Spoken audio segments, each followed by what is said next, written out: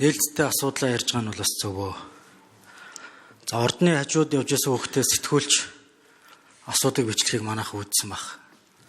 Ордон дотор ямар хүмүүс суудаг, юу хийдэг вэ гэсэн баахан дарга нар хоорондоо хэрэлдээд иж жугаал суудаг ухаа гэдэг нэг багангийн хүүхэд хариулж ирсэн. Энэ бол өнгөрсөн 30 жил ард түмэндээ үзүүлсэн бидний легитим ийм бас дүүнэлтэй. Тэгээ буцаад л энэ рүүгээ орох гэсэн ийм байдал бол явах нь удаа гэдэг ийм бас харамсалтай санагдаж байна. Алдаагаа засаад шинэ 30 жил өөр байгаасай гэж хамтсан засгийн газрыг бол тууштайгаар бас дэмжиж ирсэн. Өнөөдөр ч гэсэн энэ байр суурин дээрээ бол бас байгаа. Тэгээ саяын бас хэлж байгаа гишүүдтэй би бас санал нэг байна. Бид нар маш их вакуумжиж байна. Яг энэ залуучуудын чагсаалын цаад мөн чанарыг ерөөсөө бас ойлгохгүй байгаа. Хин нэгэн хүнийг огцруулах, эсвэл аль нэгэн цүнх савтай холбогдлолтой асуудал гэхээсээ илүүтэй 30 жил яг бидний үеийн залуучуудын энэ арчилтай хамт төрсэн энэ залуучуудын энэ нийгмийг хүлээн зөвшөөрөхгүй байгаа өдөр тутам тохиолдож байгаа энэ нийгмийн шудраг ус байдлыг өөрсдийнхоороо илэрхийлж байгаа энэ байдлыг бид нар их буруу ойлгоод байна.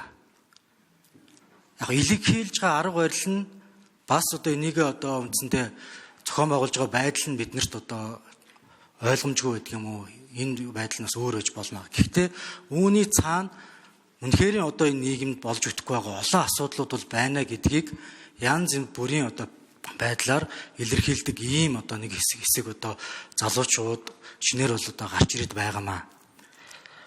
Энийг нь яг янз янзын явцуу байдлаар бол ашиглаж байгаа зүйлүүд бол байгааг бол үгүйсэхгүй. Тэгэхээр бид ер нь цаашдаа энэ нийгмийн хуваагдал руу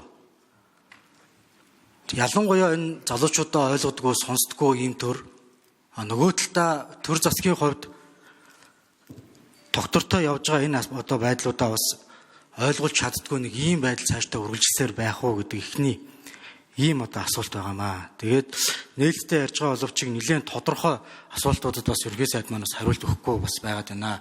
Дахиад би гишүүдийн адилаар асууя. Өнөөдрийн хэлцэж байгаа гол асуудлын цаад бүн чанар нь бол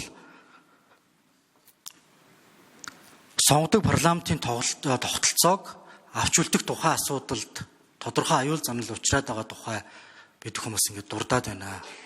Тэгвэл үүний цаана яг ямар бүлэглэл, ямар хүмүүс байгаад байгаа юм бэ? Эннийхээ тухай илүү тодорхой болгож ярьж олон нийтэд нээлттэй бай гэдэг дээрээ бол байх ёстой суу гэж ингэж бас бодож байна. Өмнөх 30 жилийн улс төрийн хямралын гол алдаа нь бол институт хоорондын зөрчлийн асуудал байсан. Энийг бид бүгдээрээ мэддэг, бүгдээрээ ярьдаг. Цаашдаа яаж энэ засгийн газар илүү доктортой байх, Монгол улсын энэ улс төр илүү доктортой байх, энэ тогтолцоогоо авч үлдэх вэ гэдэг энэ агуулга дээр илүү тодорхой бас хариултыг гишүүдийн зүгээс бас гишүүдтэй адилхан бас авахыг хүсэж байна. Мөн дээрэс нь энэ залуучуудын чагсаалыг бид нэр өөрөөр харах хэрэгтэй байна.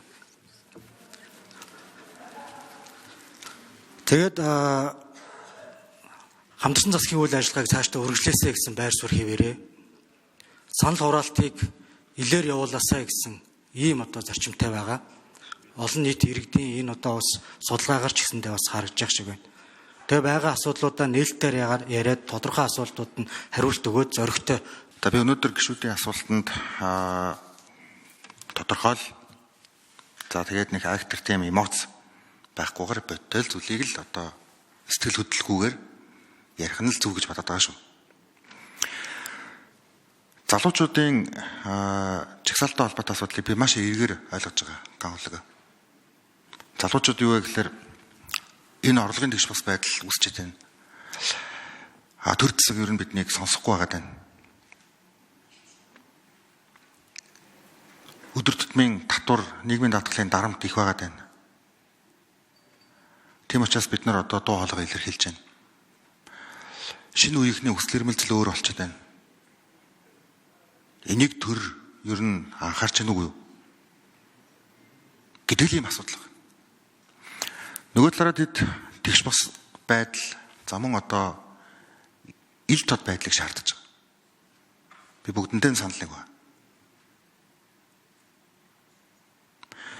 Тийм учраас залуучуудын жагсаалттай холбоотой яг энэ дуу хоолойгоо илэрхийлж байгаа энэ зүйл дээр бол миний хувьд одоо маш эерэг талаас нь харж байгаа гэдгийг хэлье.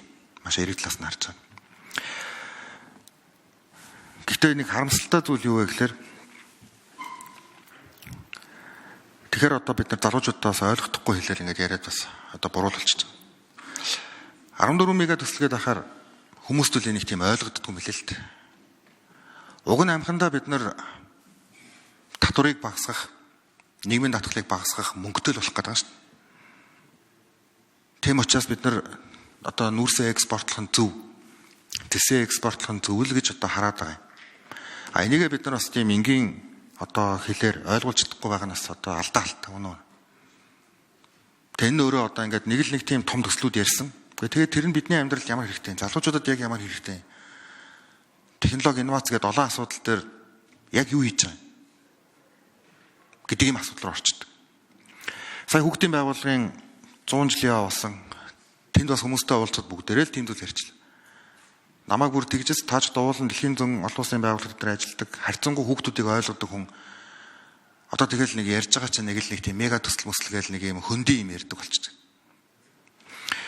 Уг нь яг л тэр зүйлийг хийхийн төлөө л энэ нөгөө төслүүд нь явах ёстой болчиход байдаг.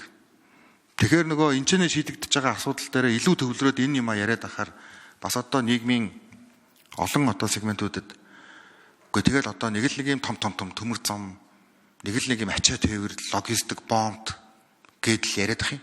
Тэгээ яг үндэ яг юу өөрчлөгдөж байгаа гэдэг. Ийм асуудал байгаа. Энийг бол би одоо хүлээмжшөрч байгаа, ойлгож байгаа. За тийм органик хүсэл эрмэлзлийг одоо улс төрийн зорилгоор ашиглаж байгаа зүйлч бас байна. Энийг та бүхэн бүгдээрээ л мэдж байгаа. Тэгэд энэ нь залуучуудын маань хүсч мөрөөдөж байгаа тэр хугацааг төтлөх үү эсвэл бүр холдуулах уу гэдгийг л бид анхаарч байгаа учраас энийг олон талаас нь яриад сууж байна л гэж одоо ойлгож байна. За баярлалаа. Өмнөх 30 жилийн улс төрийн хямралын гол одоо үндэс нь бол институт хоорондын асуудал байсан гэдгийг та бас одоо нэлээд бас одоо их одоо илэрхийлж ирсэн. Түүнтэй холбогдлолтойгоор ер нь цаашдаа энэ сонгодог парламентын тогтолцоогоо авч үлдэхтэй холбогдлолтой энэ асуудал дээр ер нь цаашдаа бид нар ямар өөрчлөлтүүдийг хийх вэ? Илүү энэ хамтарсан засгийн газар, доктортой засгийн газрын ажлыг бас одоо цаашдаа өргөжүүлэх чиглэлээр яг ямар асуудлууд тулгараад өнөөдрийн одоо асуудал үүсэж байна вэ гэдэг дээр бас боломжтой бол одоо нэмэлт хариулт авъя. За өнөө бид нар ерөнхийлөгчийн чимшиг, парламентын чимшиг ийм одоо засгалтай улс шүү дээ ер нь бол. Ард түмний сонгогддог ерөнхийлөгчтэй мөрийн хөтөлбөр дэвшүүлдэг. Би нэг 2019 онд ярьж лээс. За парламент засгийн газар томилдог бас мөрийн хөтөлбөртэй. За ингээд хоорондоо одоо нөгөө ажил үргийнх нь хуваарууд давхцах. За ингээд буруу зүрх ойлголт төрөх ийм зүйлүүд бол байна. Энийг бид нар парламентын засгалтай бол нэг талд нь гаргах хэрэгтэй. Ерөнхийлөгчийг цаашдаа парламентаа сонгодог байх нь зөв. Энийг би байнга л илэрхийлж ярьсан. Тийм учраас энэ асуудлыг одоо бас олон талаас нь парламент яриад за ер нь энэ 27 за цаашдын сонгуул дээр бол одоо энэ агуулгыг нэлээд ярих нь зүйтэй. Хэрвээ парламентын засгалтай байггүй бол за өөгч биш болчирхаач биш байжснаас одоо энийг аль нэг талд нь гаргах нь зүйтэй. Ерөнхийлөгчийн засгалыг бас одоо бүр буруу гэдэг байгаа зүйл байхгүй. Байдаг л зүйл. Энийг зүгээр нээлттэй одоо бүхэл ерөнхий сайдууд парламентын гишүүд ер нь яриад тэгээ одоо энийг аль нэг талд нь гаргахгүй бол нэг юм одоо замын голоор яваад байгаа юм шиг нэг юм асуудлууд бүхэл одоо ерөнхийлөгч таарж байгаа, ерөнхий сайд таарж байгаа ийм асуудал бол байгаа. Энийгээ тэгээд парламентаас илүү одоо ярьж, илүү олон талаас нь шүүн хэлцэж аль нэг талд нь бол одоо гаргах нь бол энэ бол одоо ирээдүйд илүү их тийм чухал байх зүйл гэдэгтэй бол би одоо 100% санал нэг байдаг. Би хэлсэн шүү дээ 91 онд санал хураалт болцсон. Ерөнхийлөгчийн гэдэг дээр одоо 48%, парламентын гэдэг дээр 48%. Тэгээд санал тэнцээ зөвшөлдсөд зарим нэг чиг үүргүүдийг навьж давтуулаад хийсэн. Тэгээд ийм асуудлууд бол байна. Энийг одоо бид нар тэгээд бас ил тод нээлттэй яриад мэтгэлцээд ингээд явах нь бол зүйтэй. За миний хувьд бол одоо хоёр том хөршийн дунд байгаа Монгол улсын хувьд бол парламентын засгалтай байх нь бол зөв гэж боддог. Одоо төгөлдржүүлнэ гэдэг байгаа маань энэ л тэ. Одоо гишүүдэд бид нар өргөдөгчлөө олон намын төлөөлөлтөй болчлоо нэг алхам өмнө. 2019 оны үндсэн хууль бол бас одоо энэ дээр юм том одоо саналууд бол хийсэн шүү дээ. Тэгээд энэ асуудлуудаа ингээд хийгээл дараагийн сонгуул дээр одоо намууд маань мэтгэлцээл ингээд явах нь бол зөвөө л гэж бодож байгаа. Докторгүй байдал үүсвэл парламентын засаг бол хүнд байдалд орно. Энийг одоо бас өнөөдөр би ерхий сайдын хувьд нуугаад явах уу? Хэлгэл хэрэгтэй шүү дээ. Хэлж яахгүй яасан бэ гэж одоо бас дараа нь асуудал үүснэ шүү тийм ээ. Тийм учраас болцсогүй үр дагаврыг урьдчилан сануулгах нь ерхий сайдын бас үүргээ.